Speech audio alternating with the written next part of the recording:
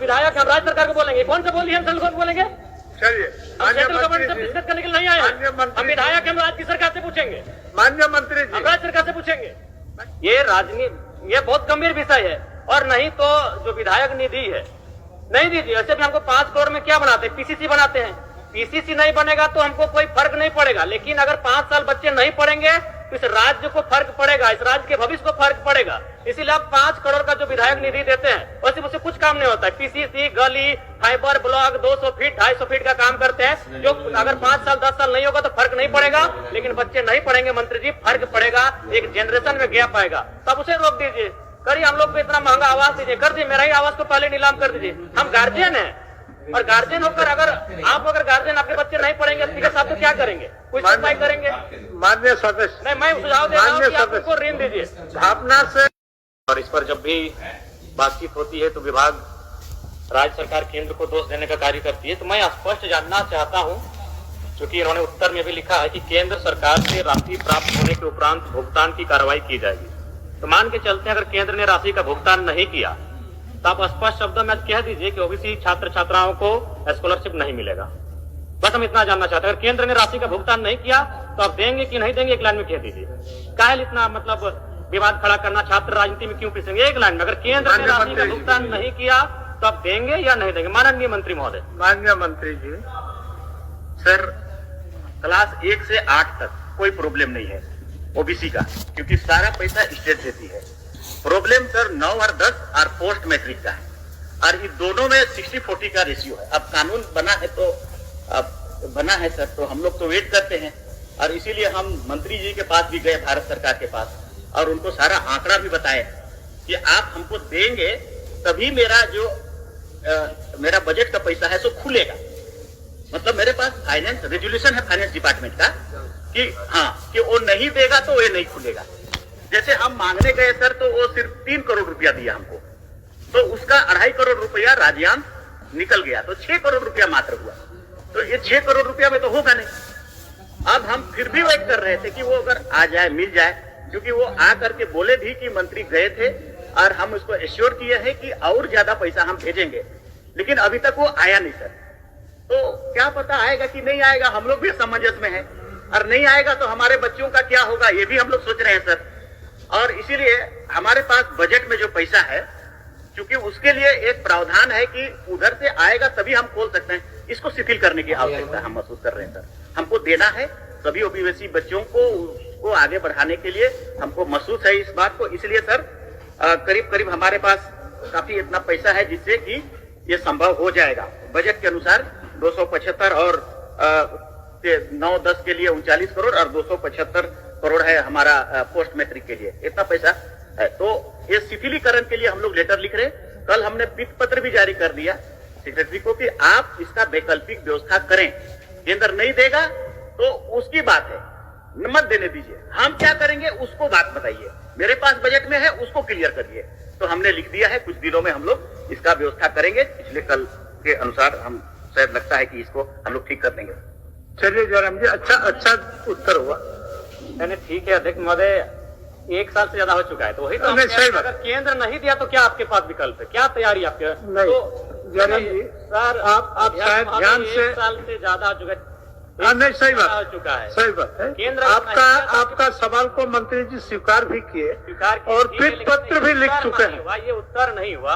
अच्छा, हम थोड़ा सा उनके आंकड़ों के अनुसार ही जानना चाहेंगे मंत्री जी से कि 2023-24 में कितना राशि स्कॉलरशिप के लिए भुगतान किया गया था 2023-24 में? माननीय मंत्री जी, 2023-24, हालांकि 2023-24 में आप शायद नहीं थे, फिर भी थोड़ा सा जानकारी हासिल करके। सर 23-24 में ठीक है आप बोल रहे हैं, ये तो लिखा हुआ है 23-24 में 67.88 करोड़ हम लोगों ने डिमांड किया था, उसके बदली में 7.35 आया, केंद्र का हिस्सा इतना ही आया। 24-25 में 66.14 करोड़ रुपया डिमांड किया, 12 ही करोड़ आया। 25-26 में 45.91 करोड़ डिमांड किया, 3.95 ही करोड़ आया।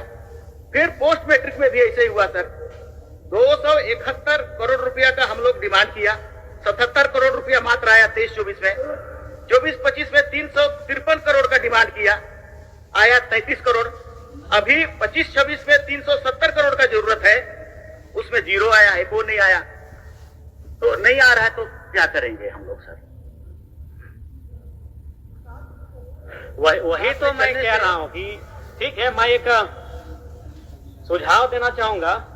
बताइए सुझाव बताइए। मैं एक सुझाव देना चाहूंगा कि जब तक केंद्र का अंश नहीं मिल रहा है तब तक आप तमाम छात्रों को ब्याज रहित ऋण दे दीजिए। जब अंश आ जाएगा आप काट लीजिएगा।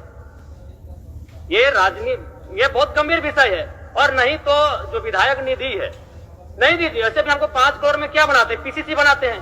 पीसीसी नहीं बनेगा तो हमको कोई फर्क नहीं पड़ेगा, लेकिन अगर 5 साल बच्चे नहीं पढ़ेंगे तो इस राज्य को फर्क पड़ेगा, इस राज्य के भविष्य को फर्क पड़ेगा। इसीलिए आप 5 करोड़ का जो विधायक निधि देते हैं वैसे मुझसे कुछ काम नहीं होता है। पीसीसी, गली, फाइबर ब्लॉक 200 फीट 250 फीट का काम करते हैं, जो अगर 5 साल 10 साल नहीं होगा तो फर्क नहीं पड़ेगा।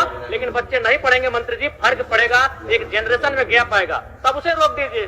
करिए, हम लोग को इतना महंगा आवास दीजिए, कर दीजिए। मेरा ही आवास को पहले नीलाम कर दीजिए। हम गार्जियन हैं, और गार्जियन होकर अगर गार्जियन आपके बच्चे नहीं पढ़ेंगे स्पीकर साहब तो क्या करेंगे, कुछ उपाय करेंगे? मान्य सदस्य, नहीं, मैं सुझाव दे रहा हूँ कि आप उनको ऋण दीजिए। भावना से नहीं तो 1 साल बीत चुका है, 1 साल बीत चुका है। भावना कुछ कानून 15 दिन के लिए होता है, भावना 15 दिन के लिए होता है, आपका 25 दिन के लिए भावना होता है। सही है, आपका भावना तो सही मैं तो है। सुझाव दे रहा हूँ कि उनको ऋण दीजिए, बिना ब्याज के ऋण दीजिए। हम सेंट्रल गवर्नमेंट क्यों बोलेंगे? हम एक विधायक, हम राज्य सरकार को बोलेंगे। कौन से बोलिए? हम सेंट्रल गवर्नमेंट बोलेंगे? चलिए, हम सेंट्रल गवर्नमेंट से डिस्कस करने के लिए नहीं आए हैं। हम विधायक, हम राज्य सरकार से पूछेंगे, मान्य मंत्री हम जी राज्य सरकार से पूछेंगे। बोल रहा है। ये ऋण का बात नहीं है। हमने जैसा आपको कहा सर, मैंने क्या कहा? मैंने ये कहा कि वित्त पत्र हमने जारी किया है वित्त विभाग का रेजुलेशन को शिथिलीकरण करने के लिए। तो क्यों ऐसा किया? पैसा लाने के लिए। ज्यादा से ज्यादा जल्दी से जल्दी पैसा आएगा, हम लोग डिस्ट्रीब्यूट करेंगे। लेकिन हम केंद्र का हिस्सा है तो उसको देना उसका ऑब्लिगेशन था कि नहीं था? उसको वेट करेंगे कि नहीं? वेट कर रहे थे, नहीं आया तो अब हम अपना प्रक्रिया शुरू कर दिए स्टेट का पैसा देने के लिए। कुछ समय लगेगा, कर देंगे हम लोग। ठीक, कर देंगे। अध्यक्ष महोदय, इससे संतुष्ट थोड़ी हो पा रहे हैं। आप नहीं दिया केंद्र तो क्या करेंगे?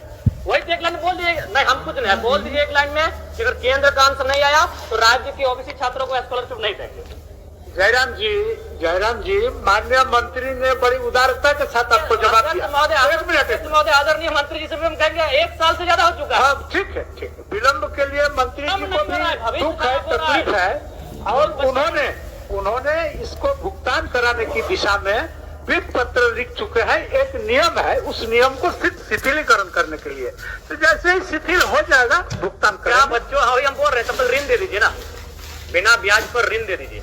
अब माननीय मंत्री जी बताएंगे इसका विकल्प क्या है। माननीय मंत्री, देखिए ये गंभीर विषय है। क्या है? बिना ब्याज पर ऋण दीजिए, और जब केंद्र का अंश आएगा, जब आप स्कॉलरशिप दीजिएगा, आप काट लीजिए। सर, ऋण एक तो सरकार या विधि या विभाग बैठिए जरा, चलते चलता है ना सर। अब वो ऋण कहाँ से आए? कौन जगह से कौन फंड को हम देंगे? हमारे पास जो स्कॉलरशिप का चीज है उसी पर हम सोल्यूशन निकाल सकते हैं।